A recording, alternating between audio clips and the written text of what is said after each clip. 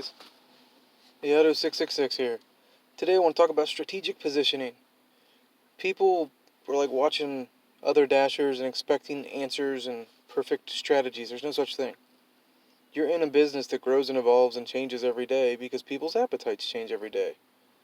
So, how do you fight that? How do you combat that? I wasn't going to share these tips, but I'm going to because you guys have been amazing, supportive, polite. So I'm going to actually give the best tips that I can think of.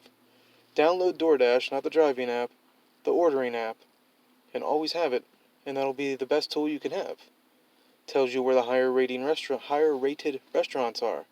That helps you because you'll get higher ratings. So if you need to lift your ratings, try to serve mainly higher rated food.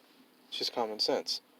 But understand that it's not perfect. No system is. You gotta remember people's cravings change.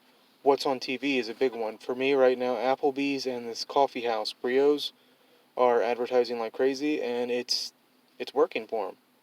So try to factor things like that in, plus just knowing your area, know what you want to do, what your time is worth.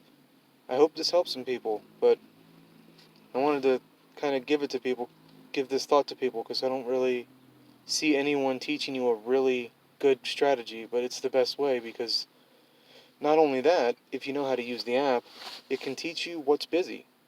So say you've got, because on mine I've got the beta app, say you've got the flames and it's telling you it's busy where you are, but you're getting nothing.